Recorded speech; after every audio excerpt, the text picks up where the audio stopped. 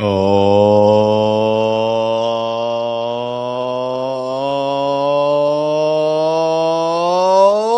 welcome into the Russ Joy Show. I'm Russ Joy. You figure that out because you're smart. It's also the name of the show. Welcome in to one of maybe even the last show of 2025. Can you believe it? I always joke that like when Halloween hits, the year is pretty much over. When Thanksgiving hits, it means that New Year's is right around the corner. You're pretty much going to skip right past Christmas, and now the Christmas is over. Well, you know, we're right up against it. We're 2 days away from New Year's Eve. We are 1 day away from New Year's Day, when we all get to make the joke on your calls or at work. I'll see you next year. We're so close. We are unbelievably close. And I realize that I'm so out of my normal set of things to do. I haven't worked out in a few days, which doesn't feel great. My hair is poofy. My mustache is very long and also poofy. Then I realized it looks like a small mammal just crawled under my upper lip and died. So you can tell we're out of sorts around here. Schools reopen next week. Not saying that I am very much looking forward to getting everybody back out of the house, but I might be looking at least 5% forward to getting everybody out of the house. But we have a lot to get into because the Eagles persevered. They walked away with a very rare win in Buffalo, a place where teams just simply do not go and beat the Bills. The Eagles did, but of course the Eagles did it in the way that they always do, which is in a way that makes us want to throw ourselves out of a collective window. So we're going to break that all down. Nick Sirianni sounded off after the game, and A.J. Brown gave him a little bit of a look, and we'll dissect that as well on the show. And we'll talk about the fact that the Eagles offense pretty much did nothing of value in the second half and why it's okay to point that out, despite what some dolts over on Twitter would otherwise suggest. And as if things couldn't get more fun. I know that the Sixers played, but I didn't get to watch a Sixers game, so we're not diving into the Sunday Sixers. We're just not doing it. We are not going to dive into, on today's show, the 0-4, whatever it is, that the Sixers have been this season with Embiid, Maxey, and Paul George all in the lineup. We're not going to go there today. We might do it on Wednesday. We might do it on Friday. I don't know, but it won't be today.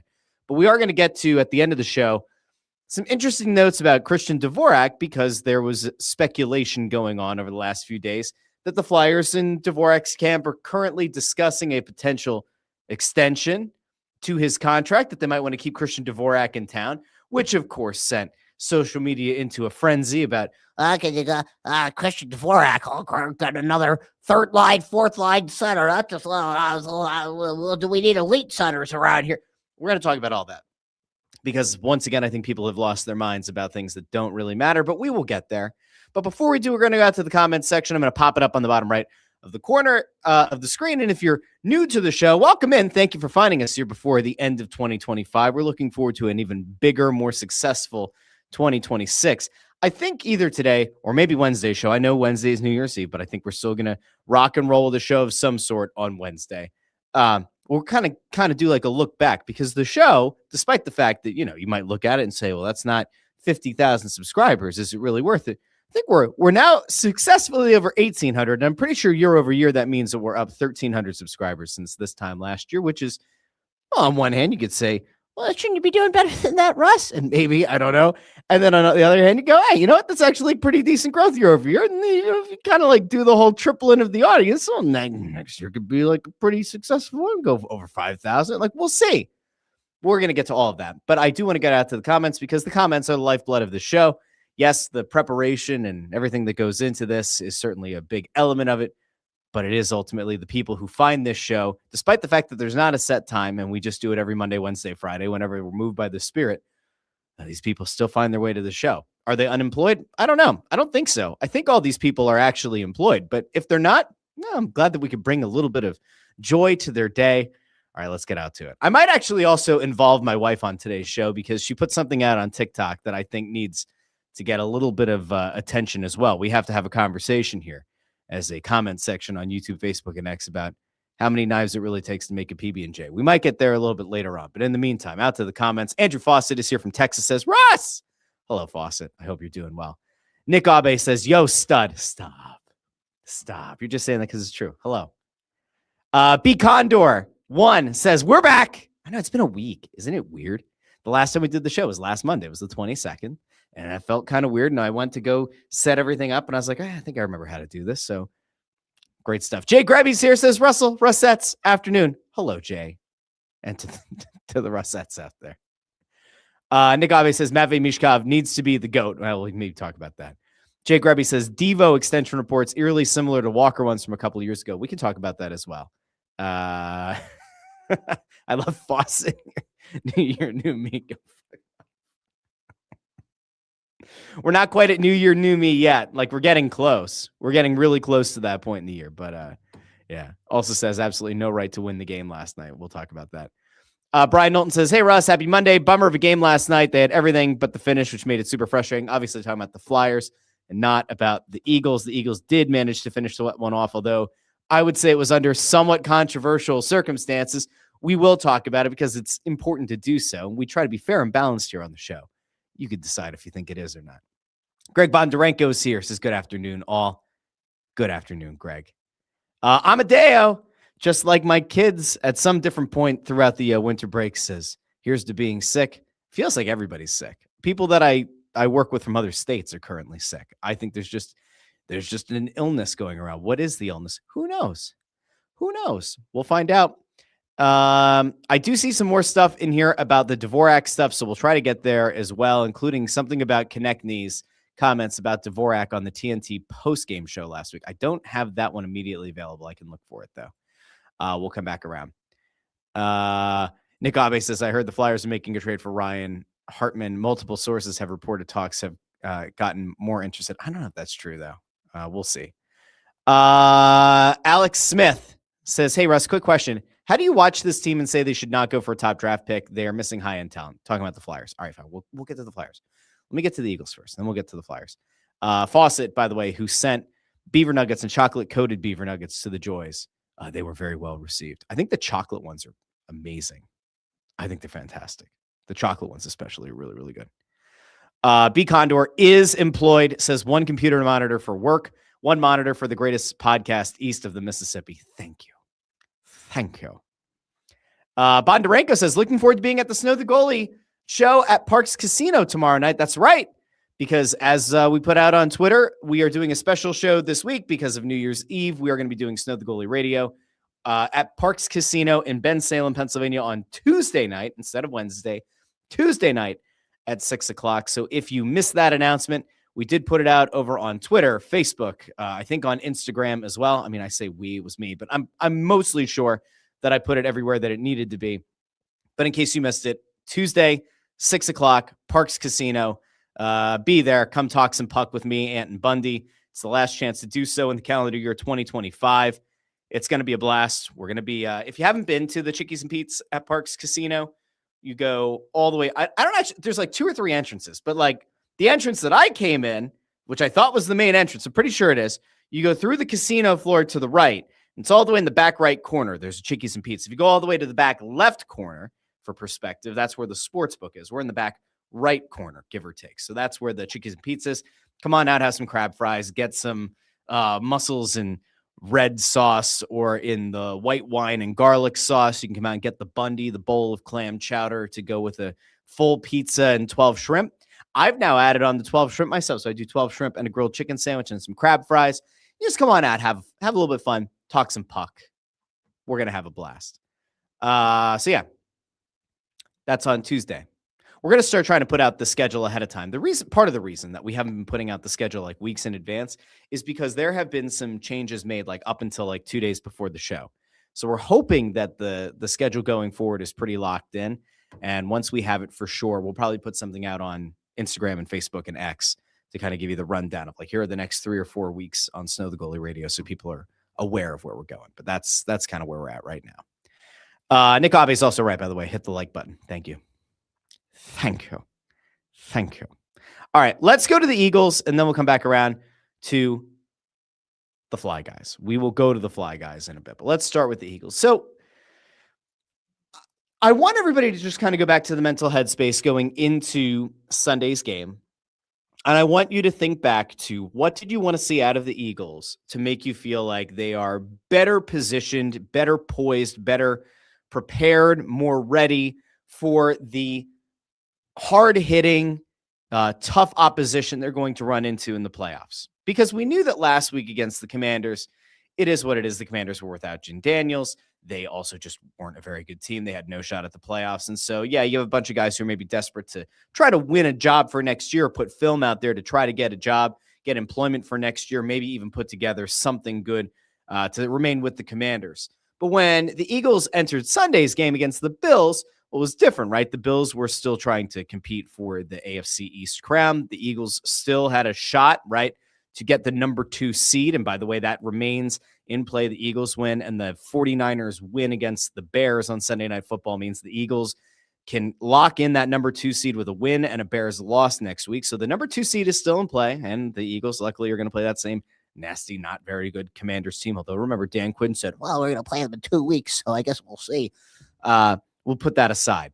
Eagles still have something to play for in week 18. But going into week 17, we all kind of had this idea in our heads that, like, you could theoretically be seeing a potential Super Bowl matchup, right? I mean, I know that there have been a lot of times that we've sat back and we've been very frustrated with this Eagles team. And there were certainly, God knows, plenty of times on Sunday where I was as frustrated or even more than normal in how the Eagles were performing. But we're going to kind of set that aside as well. So you knew that there was a chance you were going to be seeing what could amount to being a Super Bowl preview on Sunday. So going into the game, like, my big points, and we didn't talk about this last week because we did one show because it was Christmas week and, no offense, but family comes first that week.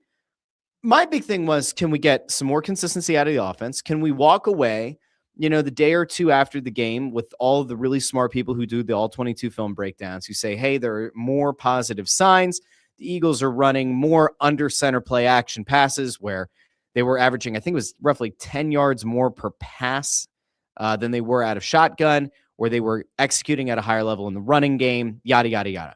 Were we going to see a better array of route concepts? Were we going to see different formations being run? Were we going to see a wider, seemingly a wider influence beyond just Kevin Patullo, maybe beyond Nick Sirianni? Are we going to see some more concepts brought in by the QB coach, right? Are we going to see more things that kind of make you feel like, all right, when you get to the playoffs, this Eagles team is going to have like another page of the playbook or maybe an entirely new section of the playbook they're going to be able to tap into, have some confidence, and put things out there that they haven't had on film all regular season.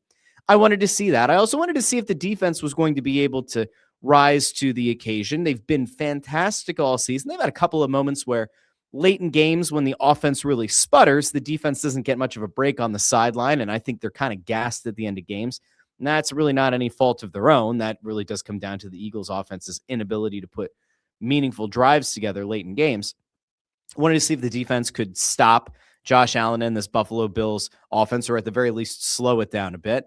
And I wanted to see if special teams is going to bounce back. I didn't expect like a big game out of Britton Covey, but I really was concerned with, can Jake Elliott find his form? Can he regain that confidence and be that kicker that has been pretty damn reliable for years, including 2 Super Bowls? Could that guy come back out? Could that guy come back to the forefront? Could we get that guy again? So I put all those things together, and those are my keys to the game. Those are the things that I wanted to see. And so here's a positive, right? I come away from Sunday's game feeling as good or better about the defense than I did going in. And that was even knowing that like Nakobe Dean was going to be out, which you obviously know, not ideal. I think we expected Nakobe Dean to be back in. We know that there's been really strong play from the linebackers this season. We know that Jahad Campbell had seen his snap count really strongly decrease over the last like 3-4 weeks. So Jahad Campbell had the opportunity to make some plays, and he did. He had a massive fumble recovery where he didn't give up on a play, and it was that argument, was it the tuck rule, where Josh Allen goes to throw the ball, and then I thought it looked like he saw a defensive player barreling down in on him, and so he went to tuck the ball, not to fumble it. Some people thought that that was a forward motion because he was trying to throw. I genuinely think that he was going to throw. Maybe it was a pump fake, and he was attempting to bring it into his body. Well, the ball goes the other way, 30 yards or so, and Jahad Campbell makes a really brilliant play, keeps with it, plays through the whistle, and then upon review, it's too close to make a change, and so the Eagles get possession. So you go, all right, cool. Jahad Campbell made a really cool play, made a really impactful play. So the defense on the whole for the entire day, like you had Jalen Phillips making big plays. You had Jalen Carter making massive plays as well. Jalen Carter, who's had procedures on both shoulders, oddly enough, interestingly enough. I don't know how that happens. I don't know how you get to a point where it's like, I need both shoulders worked on, but he did. He was back in there. He was a legitimate disruptor for the defense. I looked at this defense and went, you held Buffalo in Buffalo to a meager 12 points. Now, I get it. There was an extra point that was blocked by that big old mitt of Jalen Carter, and I get it. You were a better throw by Josh Allen on a 2-point conversion away from losing this game. But all of that notwithstanding, I still sit back and go, this Eagles defense held this very skilled, talented, stacked Buffalo Bills offense to a mere 12 points at home.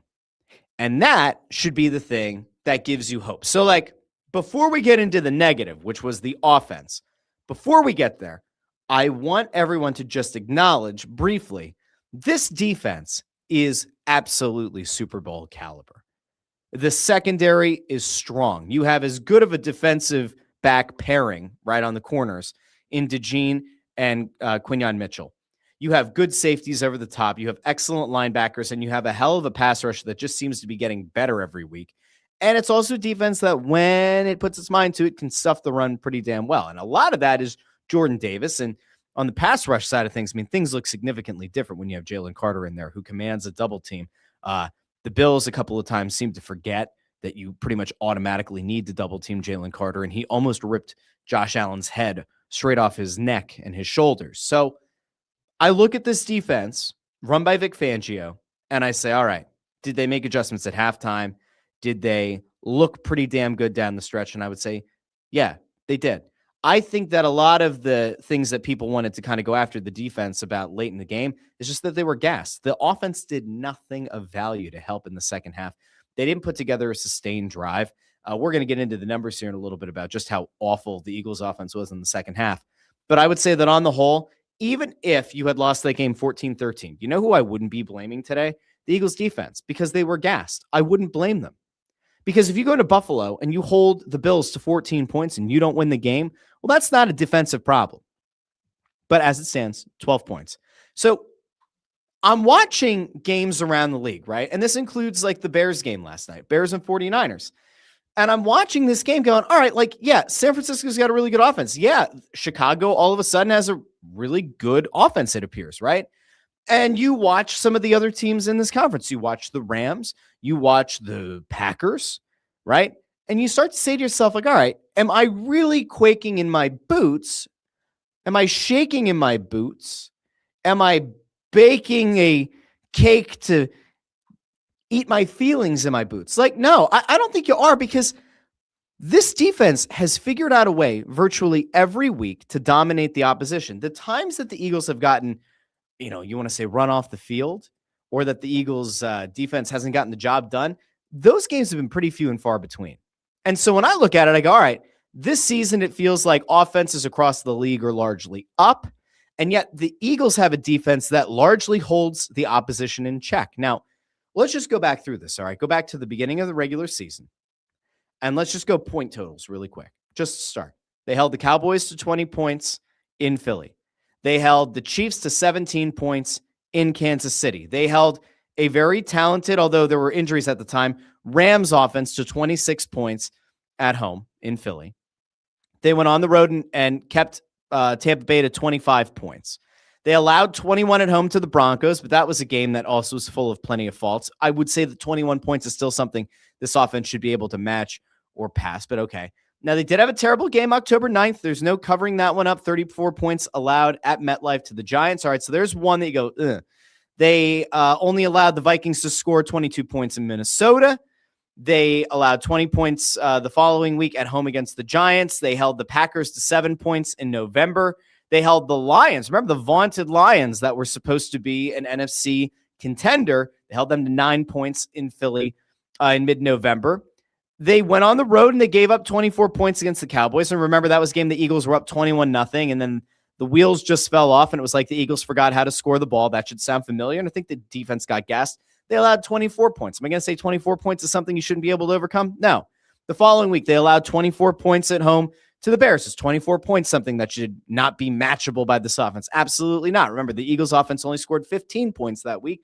That was a very maddening game. So you go, all right, I'll give you one of those two. All right, so we've got two games that you could say, Then they lost at the Chargers in a game that they should have won. That was a game that went to overtime.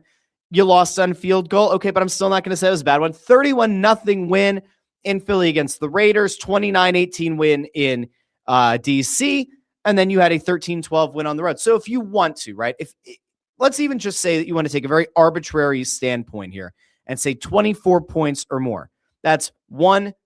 That's Bears, Dallas in Dallas, home against the Giants.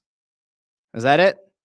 They had the one game against the Bucks that they allowed 25. They allowed 26 to the Rams. So you're looking at across the entire season, if 24 points is your arbitrary standard, that's 5 times the Eagles defense has allowed 24 points or more. 5. They've only allowed more than 6 points one time. It was that game against the Giants. Like, I'm sorry. I have a hard time today looking at this defense and saying, the defense failed to get the job done. Now, again, there have been games where late in games, the offense hasn't been able to put together a decent possession, and it has led to multiple long drives that the defense is on the field for. And I do think that these are still human beings, and they will get tired even if they're in great shape. All right, so we've got that. Defense looked great. Now we're going to get to the offense because the offense did not look great. The offense looked good in the first half, and then it all kind of died. All right, so hold on. Let me go over here really quick to the comments. Andrew Fawcett says, I never wanted to smash my TV more than that game yesterday. And also says, if that was a preview of the Super Bowl, it's going to be a shitty Super Bowl. Let's see. Nick says, after the game, I went on my patio and thought about my life. Tony Louis says, Bills fans waited patiently for the 20-year Patriots dynasty to end, only to lose to Mahomes and Burrow a couple of times, then take a backseat to Drake May. Window closed. I don't know if their window's closed, but I definitely think that the Bills are in a position they didn't expect to be. I think that they thought the Pats were going to take a few more years to kind of get back on track, and the Patriots look good. Mike Vrabel makes a huge difference, man. If you remember, when we were talking about potential replacements for Nick Sirianni at one point, I was like, Vrabel's a really good coach. Vrabel seems like he's a guy that guys are ready to run through a wall for, and also seems like a very smart coach. He turned that Patriots team around. So good for him. Good for them. Am I thrilled for New England fans? No, not at all. Derek Lentz says defense will win us a Super Bowl. And that ultimately is where I've kind of landed at this point, is that if the Eagles are going to win a Super Bowl, it's largely going to be because of this defense. We're going to get back in a second. Nick says the coordinator and head coach isn't Super Bowl caliber. I tend to agree. Things are kind of ugly, kind of really nasty, ugly. So, all right, we're going to flip now to the offense because this was not the kind of game that makes you feel better about things if you're an Eagles fan. This is the kind of game where, once again, the Eagles score early and then forget how to do so going forward. Listen, we were just going through some of the results earlier, but remember, there was that 21-0 lead in Dallas where it looked like this Eagles team was going to absolutely wipe the floor with the Cowboys and their playoff hopes in that game, and just kind of leave like a bloody mess on the star in the middle of the field. And instead, the offense went into its shell. It went into its protective, we won't turn the ball over shell. And they lost that game. Even if you go back to a few weeks ago, it was the same thing. Now, here's where I get nervous, right? So you just look at the second half of this game, right? Which, I mean, we could look at this a few days. One, Eagles get a touchdown. You're feeling great. There's the drive where Jalen Hurts completes an incredible pass into the hand. Note that I say the hand of A.J. Brown, who reaches his right hand out. The ball hits him. He's heading into the end zone. He's unable to corral it. And you go, all right, was he pushing off the defender? Like, what was going on with the left hand? And then you look on replay, and the defender has A.J. Brown's entire left arm wrapped up. Not just like, hey, we're, like kind of holding his wrist, like has his arm wrapped up. It's a very clearly missed pass interference call. And that drive ends with a field goal. And you go, all right, cool. Jake Elliott's back on the board. Like to see that. But that realistically should have been probably a touchdown, that drive, right? Because if A.J. Brown is able to corral that, it's a touchdown. If they call pass interference at the 1, I would like to believe that the Eagles offense is good enough to get into the end zone. So maybe you're looking at a 14-0 game. There were a whole bunch of missed calls in this game, but like that was, to me, the most egregious missed call. So you go into halftime with 13 points, where I think you very likely could have had at least 17, right? Because I think at least one of those should have resulted in a touchdown. And that's with like a pretty, I think, fair and safe rationale. Okay. I'd also argue that there was another drive in that first half where there were some questionable calls on 2nd and 3rd down, and you settled for another field goal. So, okay, you go into halftime, it's 13-0, and you're still feeling okay. Like you don't want to totally light yourself on fire, but you're going, all right, I've kind of seen this before. You need to see if you can make adjustments in the locker room at halftime. Come out, get an early touchdown in the 3rd quarter, kind of assert your dominance, and get out of Buffalo with a strong win going into Week 18 against the Commanders team that you should beat and have a legit chance at the number 2 seed. These are all the things that we kind of expect to happen because we expect the Eagles to be run like a competent football team. They're the reigning Super Bowl champions. You would think at the very worst, they should be able to put together a competent second half, figure out what worked well, and build off it. Except Kevin Patullo and Nick Sirianni had a lobotomy at halftime. Nothing that they found success with in the first half was executed in the second half. Jalen Hurts had no passing yards in the second half. It was an absolute disaster. Here are some numbers for you. So the Eagles had 16 yards in the second half, which was the 4th lowest total of any team in any game this season. So in the 2025-26 season, right? 16 yards and a half in the second half is the 4th lowest of any total of any team in any game this year. That's insane. Only 4 times this season has a team, an offense, had 20 yards or fewer in the second half. Only 4 games that's happened this year. 20 yards or fewer in the second half. The Eagles have done that twice. So the Eagles are 2 of those 4 games. And oddly enough, the Eagles are 2-0 in those games. I can't make it make sense. You could try. It won't work. It's also worth noting that the Eagles offense absolutely sputtered in this one. Their last 4 possessions ended in 3 and outs. 4. Okay. Their last 5 possessions ended in punts. Not ideal. They had 1 first down for 17 yards at one point in the second half. That was it. We can also talk about the fact that in the second half, on 1st and 2nd down, the Eagles had 9 carries, totaling 19 yards. However, 10 of those yards came on 1 rush, which means that 8 of the carries in the second half, 8 of those carries totaled 9 yards. That was it. Dreadful.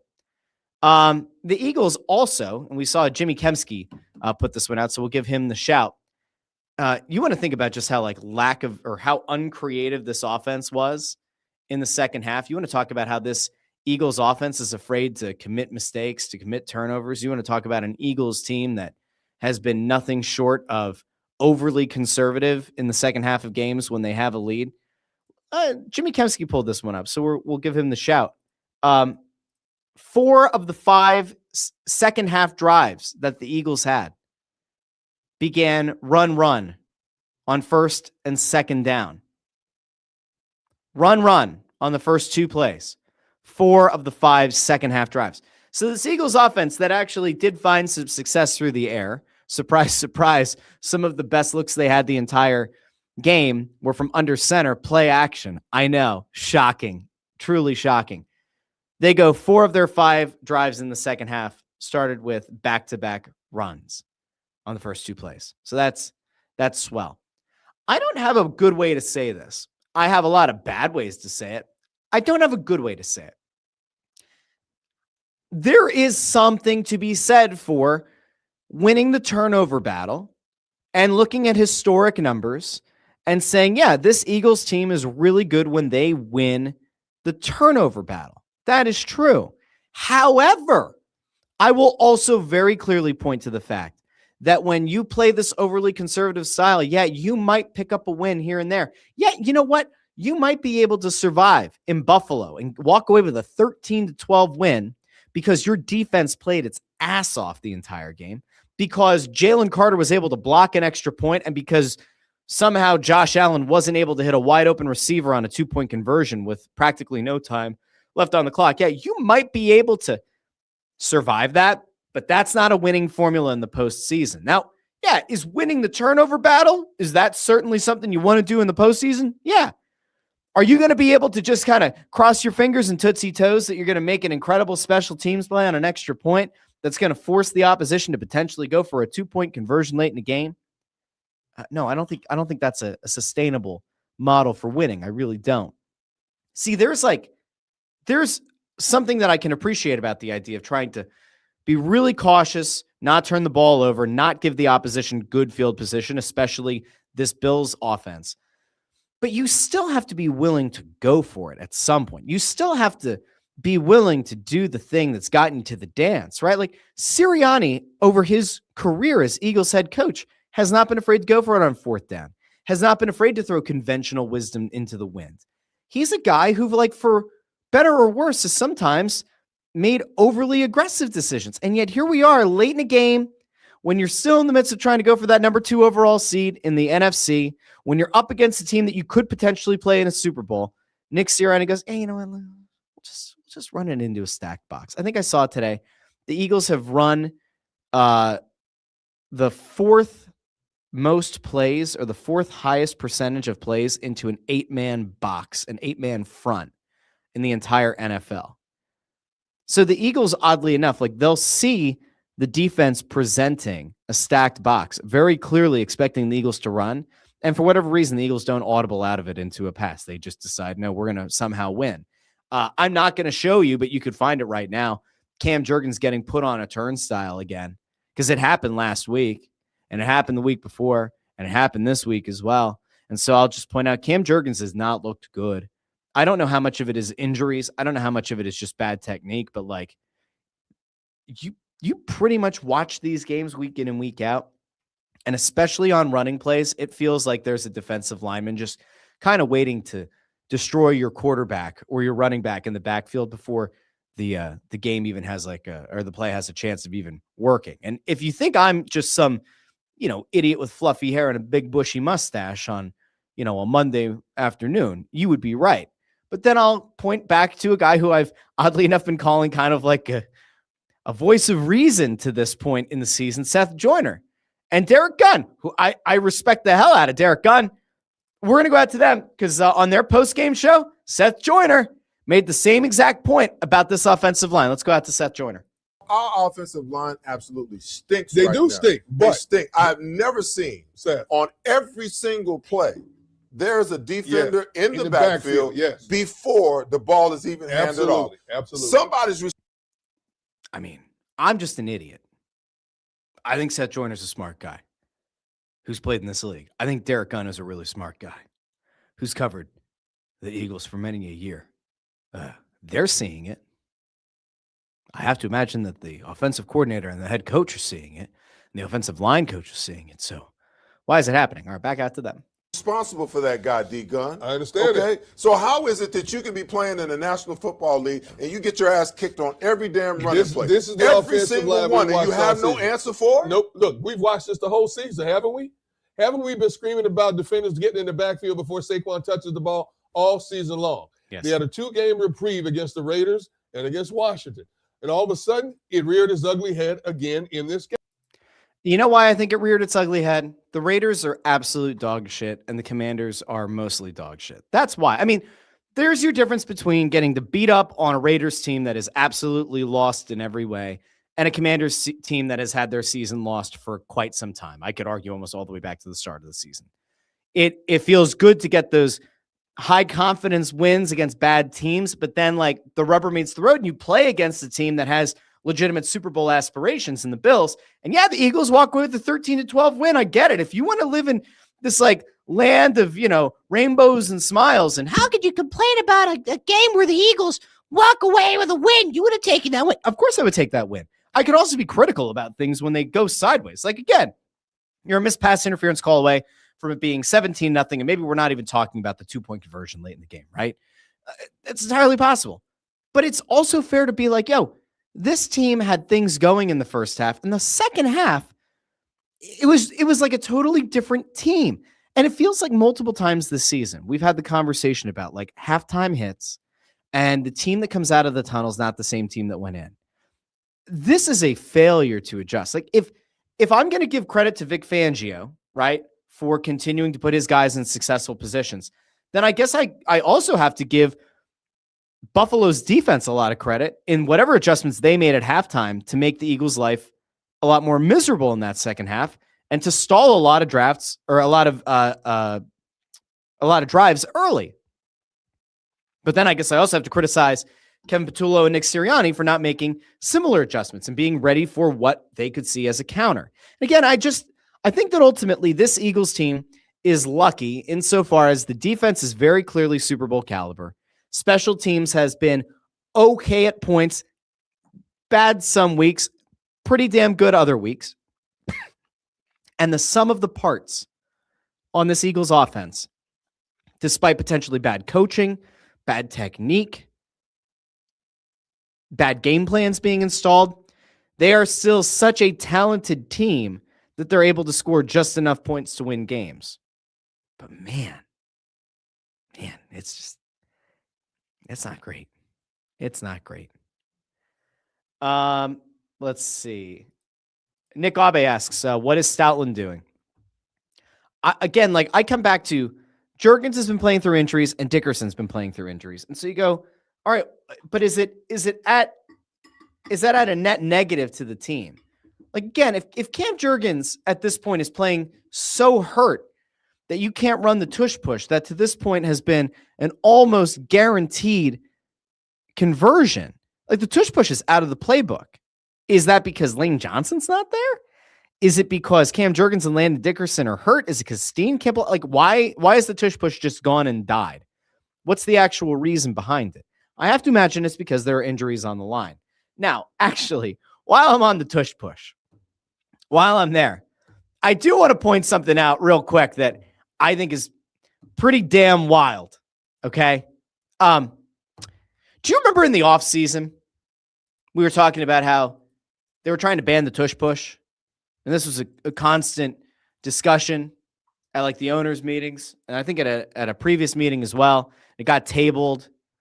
Do you remember that? Remember how Sean McDermott was a whiny little bitch about how the tush push is actually dangerous and about how you're putting your players in danger by running it, and that there's health and safety to kind of explain, the rationale behind wanting to block it. Do you remember that? Okay. I'm actually going to throw back out to a video that EJ Smith put out. I think he was with the Inquirer at this point, but now I think he's over at PHLY. He put this out in March. This was from the NFL owners meeting. I just want to remind everybody what Sean McDermott had to say about the tush push, right? And about why it needed to be banned. Again, this was March of this year. This was March 31st, 2025. This is Sean McDermott, the head coach of the Buffalo Bills, telling you why the tush push needed to be outlawed. I guess months since the combine. Yeah, I mean, I feel, I think similar to how I thought at the combine. I've done, I've go deeper into more of the data on it and, just thought more about it as well. My position hasn't really changed at all. I feel where I'm most concerned is, even though there's not significant data out there to this point. I love this too. He's like, we did a dive into the data. Now, even though the data is not out there, ... My biggest concern is the health and safety of the players, first and foremost. So he's concerned about the health and safety of the players, first and foremost. Remember we had this conversation earlier in the year? I think Amadeo actually clipped a thing back around that time where I kind of threw out this idea. Oh, is Sean McDermott really concerned about the health of his players, right? Because if he is, then that would make you think that, like, I don't know, maybe he shouldn't be running it, right? Like, if he thinks that players who run the tush push are ultimately going to get hurt, perhaps he shouldn't be running it. Okay. I'm actually going to throw back up. This is back when I had even longer hair. This was earlier this year. Let me see. What was the date on this year video? I can't find it, but this is earlier in the year. We're going to do Russception here really quick. I hate doing it, but I'm going to do it just to remind people, because I did a little breakdown earlier in the year of some of the issues that I had with young Sean McDermott whining, bitching, moaning about the tush push. All right, let's go out to wow. That was a bold look. Is my face skinnier there? I think my face might be skinnier there. That's part of another problem. All right, let's go out to this from earlier in the year. What if I told you? Oh my gosh! Now we're gonna have ads. Who puts ads on their content? Are you kidding me? All right, hold on. Oh wait, I know why I did it. It went to the full episode. There we go. I think that the second biggest crybaby bitch in this whole thing has been Sean McDermott. Oh, and I will continue to call out his hypocrisy. This is akin to like if you go back, right? At the last meeting, Sean McDermott had that summit at his table. He had the media availability. It was the combine. And he was talking about, player safety. We care about the players. We care about the safety of the players. And that's why we don't think that has any place in this league. The brotherly shove, the tush push. And then somebody said, it was Elliott Shore Parks. Goes, then why did you run it the second most times? And then he just kind of like blank stared. Ooh. You may be wondering how I got here. Ooh. And like kind of like a malfunction. Must change answer to not prepackaged. They caught me. They caught me. They caught me. Wee, wee, wee, wee, wee, wee, wee, buffalo wings. Wee, wee, wee, wee. McDermott like had a freak out. And then he gave you like a somewhat ridiculous response, and he couldn't explain his hypocrisy because, again, if you're going to argue player safety as a reason to ban the tush push, but you've run it the second most times in the league, then that either means you're full of shit because you don't actually care about player safety, or you fucking hate Josh Allen and your offensive line if you're going to keep running it knowing that it puts them at greater peril and greater chance of getting injured, right? Like there's no middle ground there. Yes. So you know what's crazy is that clip came from a show that I did back on May 21st. May 21st. Okay. So to recap, we are now 7 months beyond when that episode aired. And I feel the same way about Sean McDermott today as I did back then 7 months ago. Hypocritical crybaby bitch. Because he spent the offseason complaining about the health and safety, despite the fact that his team had run the tush push the second most times in the NFL. And then how exactly did the Bills score their touchdowns on Sunday? Did they score through a beautiful bomb down the field, 60-yard bomb off the arm of Josh Allen? No, they scored via the tush push. I'd actually argue to some extent they should have probably run the tush push on the 2-point conversion. I think there's a legitimate case to be made that they should have run the tush push when going for 2. I really do. And I think they probably would have gotten it, given how exhausted the Eagles defense was and given the success that they had to that point. I think that there's a chance they could have gotten it. But yeah, Sean McDermott complained about the tush push. And then I don't know if he thought he was being cute. Like maybe that's what it was. Maybe McDermott thought he was being cute, running the tush push against the Eagles, scoring twice. And then maybe that was going to be the thing. Like he was going to shove it, stick it to the Eagles, but it didn't work. So anyway, we walk away from Sunday's game. And I think that on the whole, even though the Eagles offense sputtered in the second half, you'd go, okay, it's happened. You hope that next week against the Commanders, the starters get some work. They move on. They feel pretty good about it. The defense continues to kick some serious ass. You avoid injury. You're going to host a playoff game. Hopefully you get that number 2 seed. And then whoever gets the number 1 seed loses a game. And maybe you get to host the rest of the playoffs through Philadelphia, which obviously gives you a much better chance of repeating as Super Bowl champions. And all of that should have been the focus, except, well, it wasn't, because after the game, we had this happen.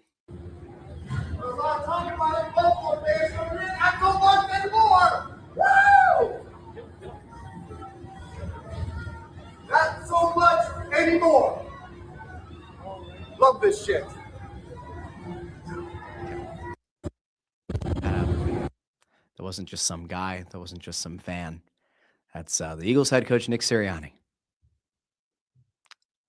commenting, yelling about Buffalo Bills fans. A lot of talking by those Buffalo fans. Not so much anymore. Okay. Also note, AJ Brown is here.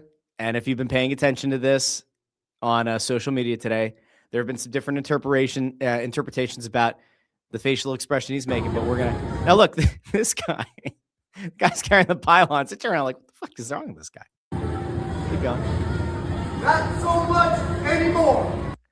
Now, if you freeze it here, A.J. Brown doesn't look particularly thrilled, right? Like if you stop it here, A.J. Brown ain't looking like too thrilled with the head coach. They make eye contact. Now, the locker room's over here, okay? Sirianni very clearly at some point realizes the camera's up here. So now he's playing to the camera. Good pro wrestling heel promo. So much anymore. Now, again, we freeze here. Now, I know a lot of people thought that this was A.J. Brown giving his coach the death stare. I actually disagree. Because right there is where I think you get the feeling, right? Like there is a smirk. Now, if you want to be a cynic, you can look at that and be like, he's like, man, I'm done with this asshole. I think there's part, and I think there's a wink in here too, right? And then Sirianni, here you go, Sirianni, look at it. There's a smile there from A.J. Brown as he goes behind Sirianni. I think there was a wink and a smile. I think that there's just kind of like, all right, talk your shit. Now, I think A.J. Brown is also a very intelligent guy and realizes this second half performance is not good enough. Now, Sirianni mean mugging at the camera only to then realize, oh no, I went past the locker room. I went past. Love this shit. There you go. Talking to him. There you go. So, there are obviously people all over social media who are ready to have the head of Nick Sirianni again. And there are some who looked at A.J. Brown and his body language and the facial expression. Are like, clearly A.J. Brown hates Nick Sirianni. And this is, there's part of me that just wants to, on a human level, be like, yeah, you know what? Go talk your shit, coach. Like, you got a big win in Buffalo. Nobody ever wins in Buffalo. Good on you. Like, good job, coach. Like, well done. They had 16 yards in the second half. Jalen Hurts didn't complete a pass. And they were a blocked extra point and a really bad throw and a 2-point conversion away from losing this game.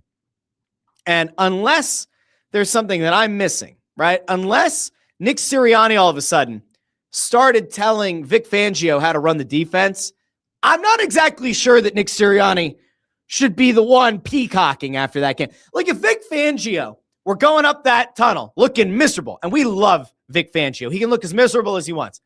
If Vic Fangio were walking up that tunnel to the locker room, and then he started talking like that, or he just kind of muttered to himself, they're talking a lot before, they're not talking now. And he looked over at Jalen Carter, who made a big play. Looked over at Jahad Campbell, who made a big play. Looked over at Cooper DeJean, whose alleged girlfriend Nikki Bella was tweeting about the Eagles yesterday and dropped an Instagram video of her in an Eagles jersey. If he looked over, kind of like tapped him up, you'd be like, all right, good on you, Vic Fangio, talk your shit. But Nick Sirianni, from all accounts, has nothing to do with the defense that held Josh Allen and the Buffalo Bills to 12 points.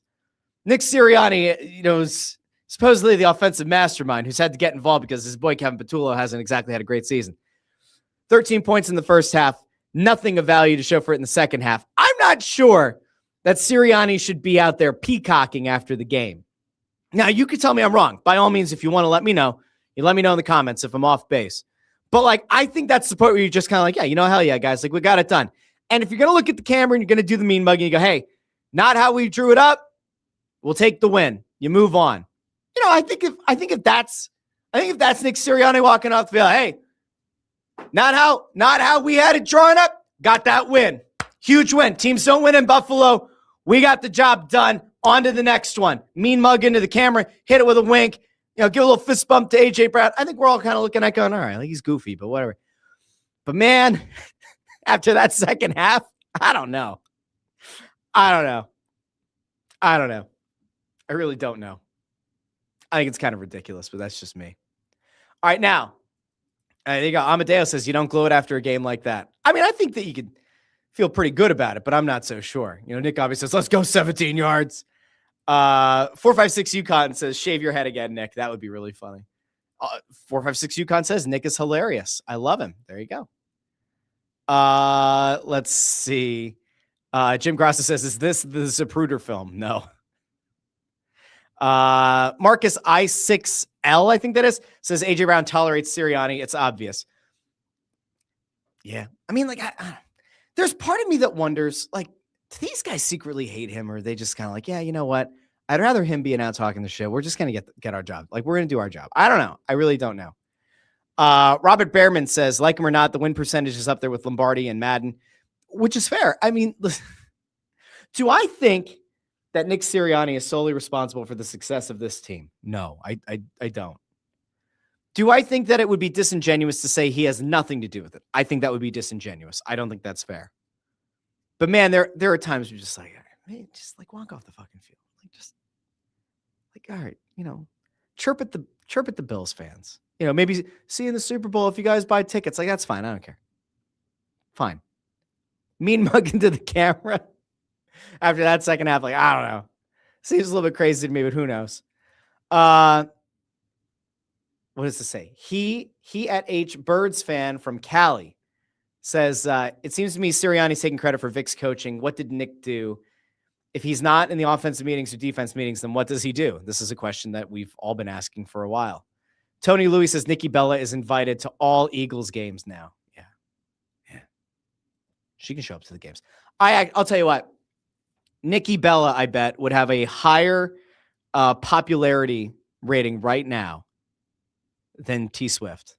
Nikki Bella can do whatever she wants. She can come to whatever game she wants. She can go follow Cooper DeJean on the road. I don't care. I just want everybody to be happy. Amadeo says, imagine if Jalen took the sack that Allen took. That actually was maybe the play of the game. Massive sack. What was it? A loss of 15, 20 yards at midfield. Took the Bills from around the 30-yard line, I think, is where the ball was snapped, to about the 50-yard line. Yeah, I mean, there'd be talks on WIP today about how Tanner McKee wouldn't make that decision. You need to hand the ball over to Tanner McKee next week, and maybe even into the playoffs. Havoken 45 says, I think the weather also helped some on Allen's missed play. If no weather, the score would be different. I don't know if that's true. I mean, remember, though, they were both playing in the same conditions, so I don't know if that's totally fair. The bird strand from Cali says, Nick needs to go back to watering plants and growing flowers. Remember his intro press conference. Yeah. I don't know. All right. So the Eagles game. We walk away from it. I roll my eyes at Nick Sirianni. I feel really good about the defense. I'm disappointed in the offense. I'm even more disappointed in somebody else who had nothing to do with the game, but was in attendance for the game. I don't know if I've ever been as disappointed in a Philadelphia media personality than James Seltzer from WIP. And if you missed this somehow, well, sorry about you. So James Seltzer went through a table in Buffalo. As you may or may not be aware, Bills Mafia, they do the thing. They put people through tables, right? As if it's, a TLC match in WWE. The Hardys, the Dudleys, and Edge and Christian are like going to pop out at a tailgate and, jump off a ladder or something. So James Seltzer from WIP lines up to go through a table. And mind you, this video is put up by Elliott Shore Parks, also of WIP. With friends like this, who needs enemies?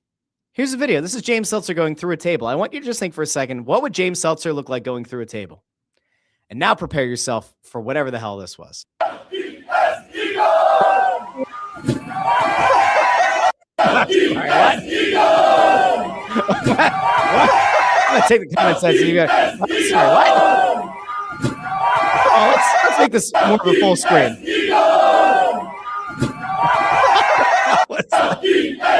All right, so let's start. Let's actually assess this.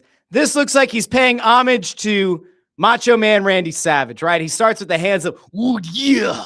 He's about to drop the big elbow, right? Was he thinking about dropping a big elbow onto the table? I don't know. Now, I will also note that the footing here doesn't seem totally solid. I don't know what that footing is supposed to be. He doesn't seem comfortable on it. It's a very short jump to the table. Maybe he thinks that he's going to overshoot the table.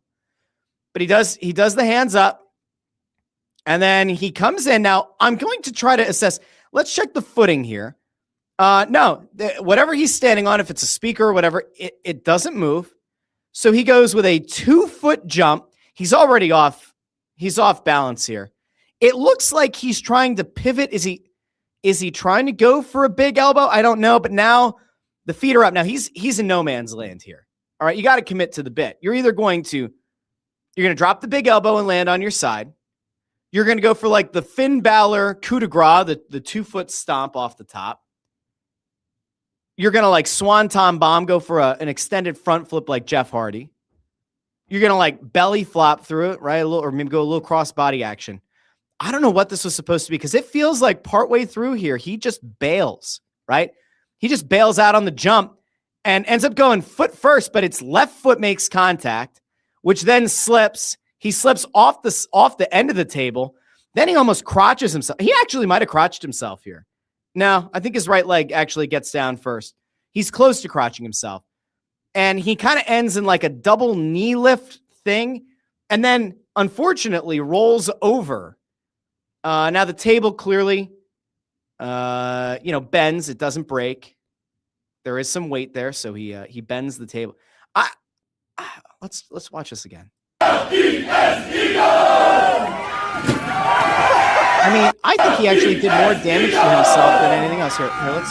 Oh, there we go. We could take it down to 0.25 speed. Oh my God! My God, that's James Seltzer. Playing on Macho Man Randy Savage. Oh my God, don't do this! My God, don't do that! My God! My God! My God, what was that? What in the hell was that? He's gonna slam that table straight to hell! Oh God, James Seltzer, don't do this! That table has a family that it will be getting back to very soon. That is... Anyway, that to me was amazing. It was amazing stuff. Like, I have no idea. I have no idea what that was supposed to be. Not good. Not good. Not good at all. Amadeo says he should have taken a Braun Breaker spear into the table. That'd have been pretty cool. Hoboken says, because they see it on TV, you can get hurt doing that. What people think could have broke something. I don't know what that means, but you could go through a table like that without really hurting yourself in a meaningful way. So, there you go. Just saying, really quick. So, there you go.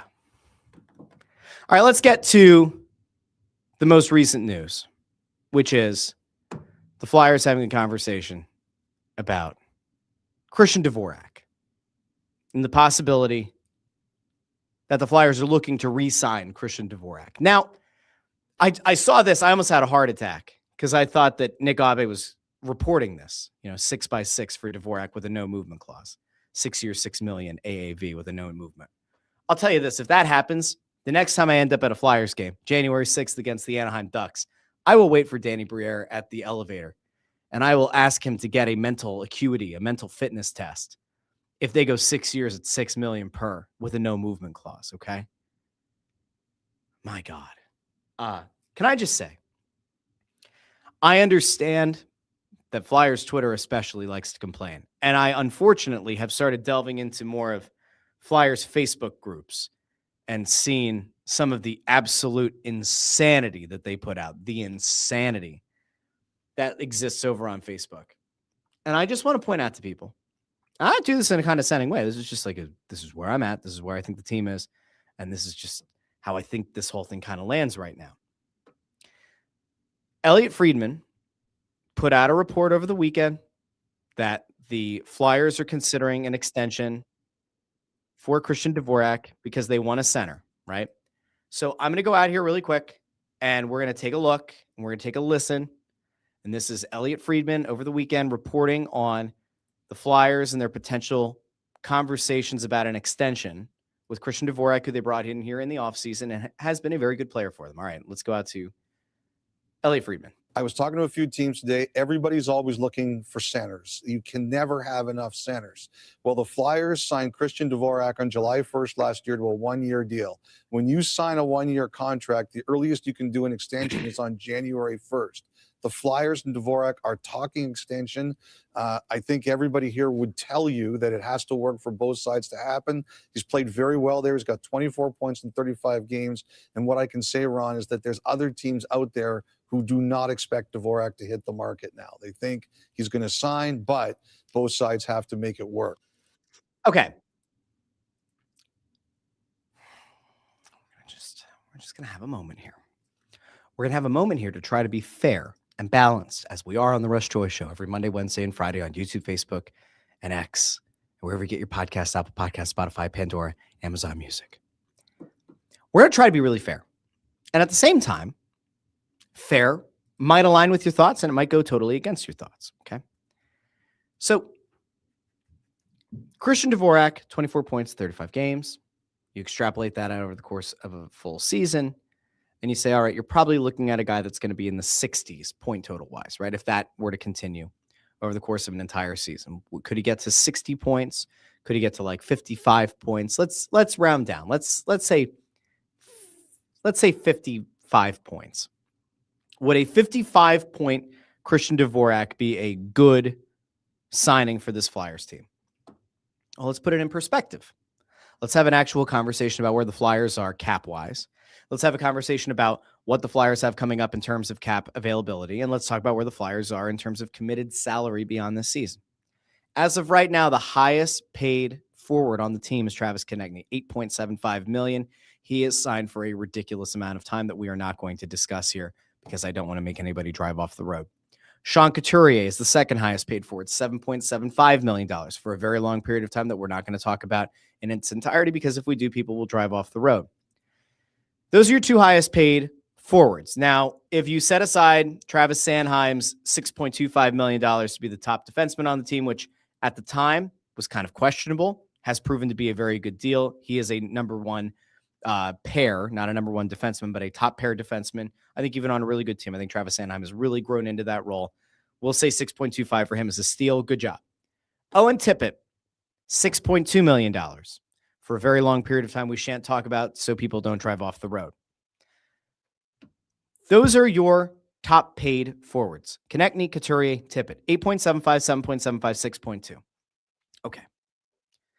With all that in mind, do the Flyers have other forwards under contract beyond this year? They do. Noah Cates is under contract for 2 more seasons at $4 million to be preferably your third or fourth line center. Okay. And there were times this season where when he was playing with Brink and Forster, they were kind of the de facto number one line. I don't think that Cates is a number one center. I'm not really convinced that he's a number two center. I think he's probably somewhere around like a number 3, and that's not bad. Or maybe he ends up at $4 million being a really awesome fourth line center, and the Flyers rethink how they've been building that fourth line over the last few years. We've seen guys like Carl Grundstrom do well. We've seen guys like Nikita Grabenkin, who I still think is better than a fourth line player, play some meaningful minutes on the fourth line and look good. We've seen Denver Barkey get in the mix. I would almost make an argument that you could probably field a good fourth line that isn't all finesse and skill, but also isn't, this big plodding archaic fourth line. Okay. So Cates, $4 million. Garnet Hathaway has 1 more year left at $2.4 million. I think you pretty much should try to sell that as fast as you can. Matvei Mishkov has 1 season remaining on his ELC before he hits restricted free agency at $950,000. Jet Lachenko, whenever he comes up, $942,000 against the cap when he plays at this level. Okay. And then you have Tyson Forster. Forster's set to become a restricted free agent in 2 years. He has 1 year remaining at 3.75. So you take all that into account and you say, all right, where should Christian Dvorak fit? Where does he fit? Timeline, age-wise, the like. Where does Christian Dvorak fit? Well, Dvorak, at least in terms of your timing, isn't totally in a bad spot age-wise. You don't look at him and say, all right, you're totally screwed if you sign him. He's not like 34. He turns 30 in February. He's not a guy that you want to sign long-term. I wouldn't say that a 5 or 6 year contract to Christian Dvorak is going to age particularly well. I would also kind of flip this on its head and say that, like, if you can bring Christian Dvorak in for 2, maybe 3 years, and then he comes up for another contract with a raised cap in 2-3 years, and by that point, you haven't been able to develop a guy like a Jet Lachenko, who they believe in, or a Jack Nesbitt, who they believe in. If you can't develop another center to at least be what Dvorak should be, a probably third line center, well, then you have significant issues just schematically as an organization. If you can't develop a guy to replace that at the very least within the next 2 to 3 years, then this whole thing has been a massive fuck up and failure, right? So we'll kind of set that aside. Age-wise, this doesn't annoy me if it's like a 3-year deal. A 6-year deal, like somebody had suggested, would be kind of crazy to me. right? The idea of going up until his age, well, let's see, you would do 6 years on top of it. So he would be 30 to start it. So he'd be starting the final season at 36. Like, I wouldn't love that. I think that would actually be a bad contract. Now, $6 million if he's a third line center 3 years from now, all right, that will be quote unquote a steal. I also don't want to theoretically overpay a guy because he's had a really good start to a season where he has largely been tied to a point per game player in Trevor Zegras. And at the same time, I will use that same argument in the inverse to kind of point out why it's not a terrible idea to bring back Christian Dvorak. Listen, this Flyers team, for better or worse, is afraid to play Trevor Zegras as a center. They're petrified of it. They don't think that he can win in the faceoff circle. They don't think that he's a 200-foot player. They don't think he's a responsible defensive player. And so they have largely tied him to Christian Dvorak. And so you could say that in a whole bunch of ways. Is Zegras such a good player that he's getting this much better version of Dvorak than he's been in his career? That is entirely possible. Is Dvorak playing this kind of hybrid, he takes the faceoffs and then mostly shifts to wing? Is that allowing Zegras to be that point per game guy? That is also possible. Do I think it would probably be worth a look at some point to split them up for 15 or 20 games and to maybe have Trevor Zegras play center for 15 or 20 games in year 3 of a supposed rebuild? Yeah, I think it would be helpful. You know why? Because I think that ultimately, not only are you trying to negotiate with Christian Dvorak in his camp, you're also trying to figure out the value of Trevor Zegras. You know how it would probably help to figure out the value of Trevor Zegras? Figure out if he's a center or not. Once and for all, definitively. Because you would have to assume that at some point, Zegras and his camp are going to believe that he's a center. The Flyers are going to say, no, you're a wing. They're going to have different AAVs in mind. They're going to have different lengths of contract in mind. And if Zegras' camp is smart, they're going to try to price their client as being a center, which is going to cost more than a winger will. And the Flyers will conversely say, well, we're not playing him at center because we don't think he can be trusted to be a center. He's definitely played more as a winger. And then, after the faceoffs, he just kind of shift into more of that center role. But, we aren't so sure. Okay. Are you trying to pinch pennies on Trevor Zegras? Like, is there a thought here that the Flyers are only playing him mostly at wing because the Flyers want to work out a contract with Trevor Zegras priced as a wing instead of a center, and then he's going to sign a contract, and then they go, LOL, now you're the 2C. I don't think it's that. But, man, you kind of have to see what he is as a center. Like, they did this during the preseason. They did it in, very small spurts in the regular season so far, 30-odd games in. But, I'm sorry. I'm still not satisfied with, knowing for sure Trevor Zegras is or isn't a center. The Flyers also shouldn't be satisfied with so far deciding if he is or isn't a center. That's a problem. It's actually a failure. That's an organizational failure. That's a coaching? Is that the front office not wanting to get involved? I don't know. But I would like to see what Trevor Zegras is as a center. I'd also like to see, over a period of time, what do Christian Dvorak and Trevor Zegras look like separated? Because if you were to put Christian Dvorak on a line with a Tippett and a Brink, or Tippett and maybe move Cates to wing or something, and Dvorak is somehow able to unlock a Tippett and make Tippett a more consistent player, well then, hell yeah. Extend Dvorak even beyond the 3 years. If he is really, truly a guy who's going to get the most out of a player who's very inconsistent in a Tippett. But if you split him and Zegras up and Dvorak just becomes, at best a fourth-line player, well, then that speaks more to Zegras' ability than it does to Dvorak's. If you split them up and all of a sudden Zegras is thrown into the deep end as a center and he can't swim without Dvorak there to kind of save his life, well, then that Zegras is only a point-per-game guy, largely due to the defensive responsibility that Dvorak brings to the lineup, and then maybe that changes the number on Zegras.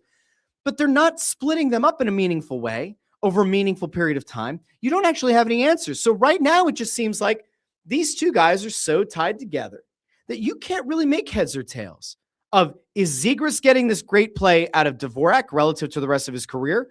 Or is Dvorak unlocking this version of Zegras that we all hoped was possible and now apparently is? I don't know. I do know that historically, Christian Dvorak has not put up sensational numbers. He's been at or around 30 points most seasons in his career. He had a 20-game stretch in 2018-19, which we'll kind of throw out. And he had a 30-game run with Montreal a couple years ago. We could throw that one out. When he has played at least 50, 60 games, he's hit the 30-point threshold in his career. And right now he's at 24, and I said he's probably on pace for somewhere around 50, 55 points. Okay. I like having an idea of how good a player is. I like having an idea of how reliant a player is on another. And right now, I don't think there's a way for us to actually, with a meaningful sample size, yes, we could break it out, depending on shift and depending on power play versus even strength and when those guys have been on different shifts. I'm sure we can try to extrapolate some data and try to get a better feel for how impactful each of those players are independent of one another. I'm talking about a real quantifiable data set, 15 games, 20 games of being split up. How good are each of these players individually? And how much of an impact do they have on their respective lines when they're not playing together? And once you have that, then by all means, negotiate, figure it out. Get a good contract in place with Christian Dvorak. Get a good contract in place with Trevor Zegras. Until you have that, I think it's really, really hard to make that determination and to get the job done and get the deals done. Like, I understand some of the social media angst about signing Dvorak, because you look at him and go, oh, there you go. That's a dude who's going to be 30 in February. This is a team in year 3 of a rebuild.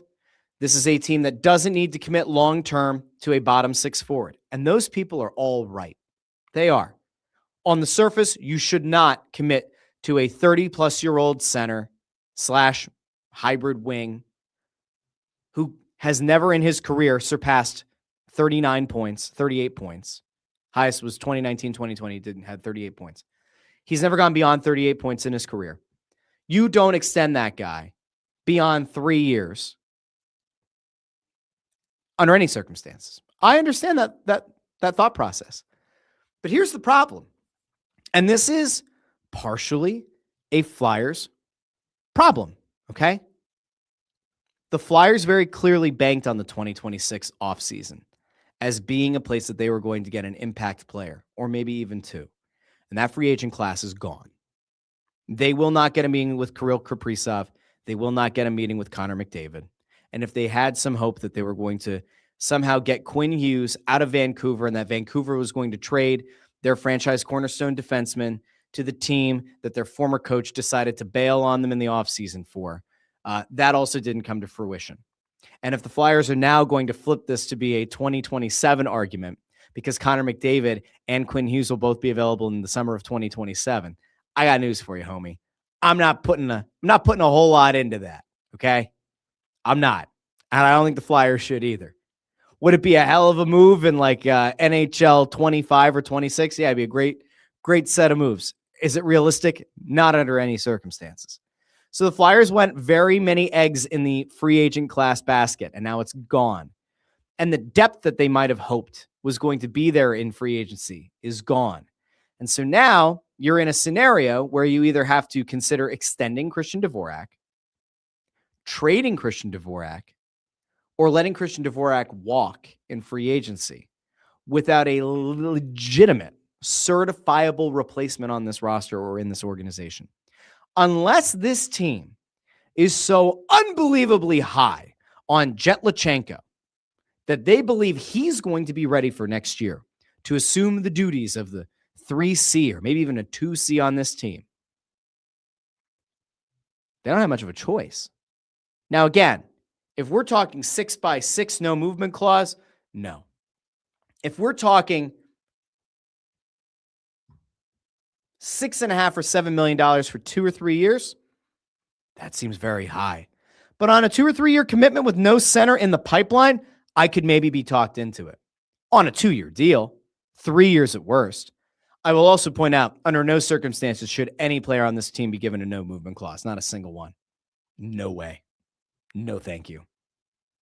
Like, the more I think about it, the more I'm like upset with myself to even consider $6 or $7 million, even on a 2 or 3 year contract for a bottom 6 forward. And yet I don't have much of a choice because the free agent options aren't there, which means that the cost of acquiring a similar player on the trade market is going to be astronomically higher because there is such a shortage of centers in this league. Now, could you make the case that instead of assigning that cap money to a guy like Christian Dvorak, this team should just sell the farm and go out and try to get a number 1 center? Well, of course. Yeah, that would help the team tremendously. What team is going to give you their number one center right now? What team right now is going to give you their number one defenseman? Another hole on this team, in this organization. Is Buffalo stupid enough to? Yeah, Buffalo's always dumb. But is there like another team out there realistically that's going to trade you their 1C or trade you a 2C that could maybe blossom into a 1C? Like, I don't see it right now. And I also don't see the Flyers like looking to make a hockey trade to go give a change of scenery to a guy to come in here. Like, does it move you? Does it move your spirit if Shane Wright becomes a trade target for this Flyers team? And what are you trading for him? And what are you hoping to get out of him? Like, is there still some hope that he's going to somehow blossom into a 1C in the right circumstances? Like, I'm not so sure. So this is part of the general frustration. And I understand it among Flyers fans that, like, you're in year 3 of this rebuild. There's not a 1C in the system. There's not a 1D in the system. There's maybe a number one goalie in Zavragin in the system. And there is some good depth there. You want to say Kolosov could be good. You want to say that Bjarnason could be good. Vladar's been really good. But like realistically, you don't have a 1C and you don't have a 1D. You're in the 3rd year of this rebuild. It doesn't look like you're going to end up in the lottery. And there are no centers coming up in free agency. And the price of a center on the trade market is probably going to be astronomically high. And so now you're looking at potentially signing a 30-year-old bottom 6 forward to maybe $6 million plus a year. I get why people are frustrated. I get it.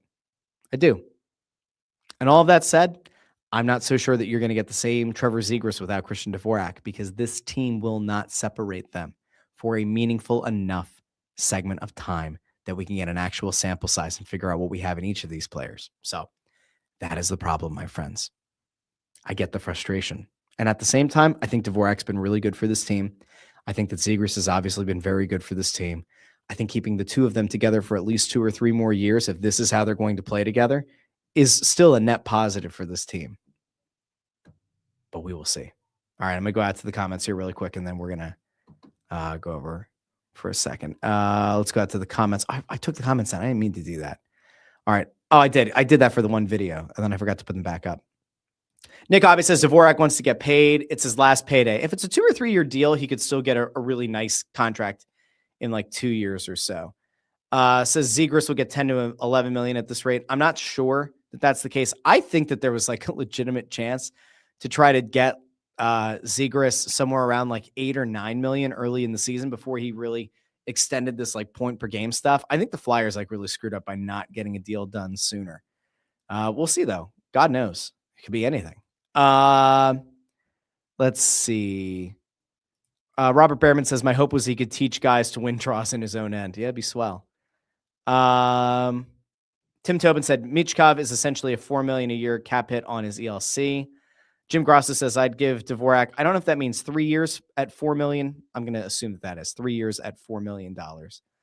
I don't think that'll get it done, but who knows? Nick Abe also says Flyers have so many guys on long contracts. Yeah, I mean, that's a problem. B Condor 1 says Konechny sounds like he doesn't want Dvorak to go anywhere. I missed this clip, or at least I wasn't able to find it while also doing the show. Should I have a producer? I don't know. But apparently Konechny said something on one of the national telecasts about the value of having Dvorak on the team. I'll see if I could find it for like Wednesday show or something, but I don't have it readily available right now, which is, I guess, a bummer. Perhaps I should have it, but anyway.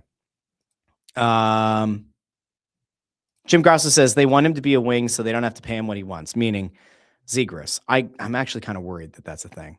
Flyers Purgatory says Zegras has been hurt the last 2 years. Got to play a full healthy season before you play him. I think that's a big part of why the Flyers didn't get a deal done to this point.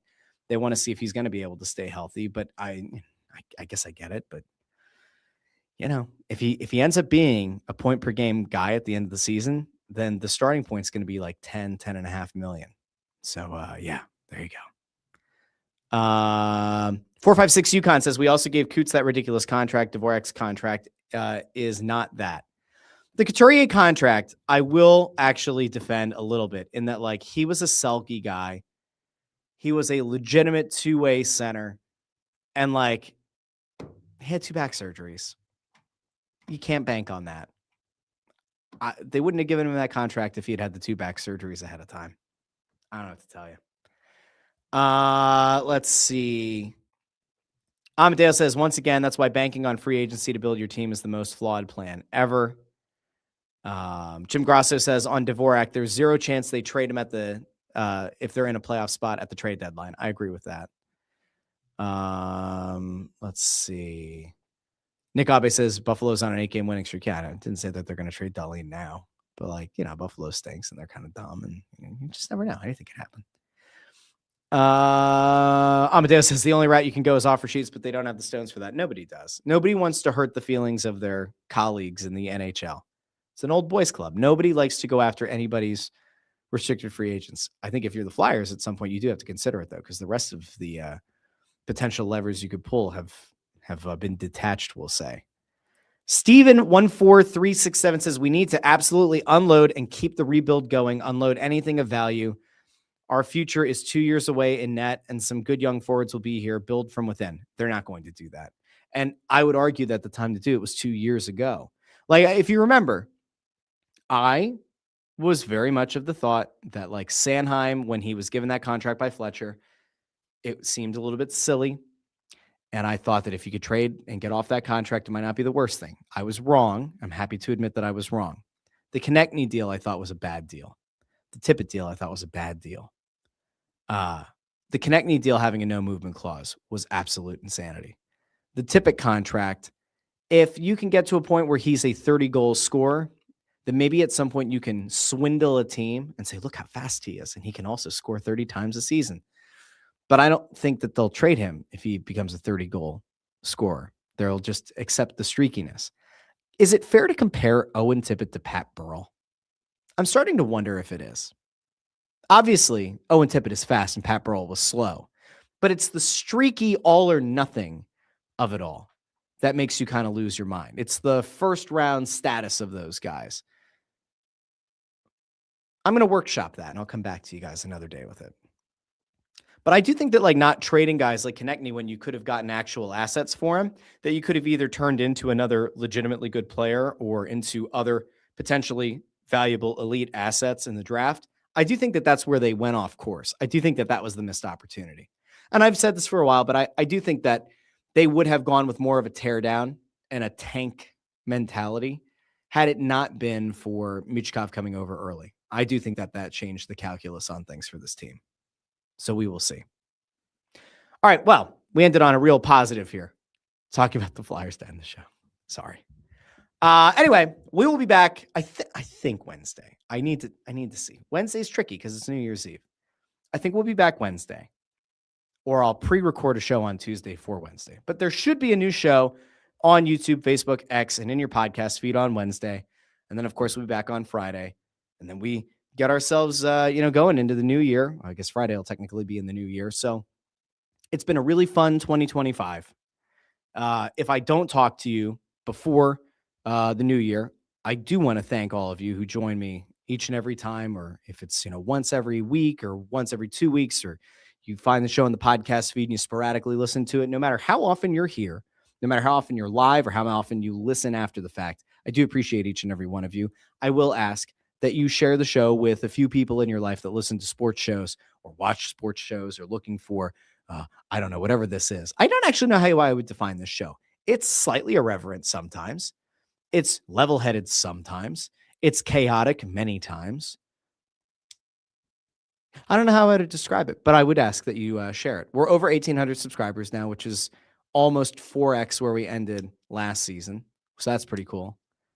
We've taken that audience to a new height. Big thank you to Amadeo for doing all the clipping on TikTok, Instagram, YouTube, and Facebook. If you also follow the Russ Joy Show on those platforms, make sure you follow, hit those videos with a like as well. It's helpful to the show. It helps more people find this here program. All right. That's a lot of words and a lot of thoughts.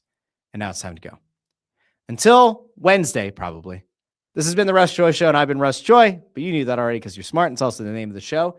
I will talk to some of you in person and as well online on Snow the Goalie Radio Tuesday, 6 o'clock at Chickies and Pete's in Parks Casino in Bensalem, Pennsylvania. Or I will talk to you later this week here on the Russ Joy Show. Everybody have a marvelous Monday, a terrific Tuesday, and I'll talk to you on a wonderful Wednesday here on the Russ Joy Show. Bye now.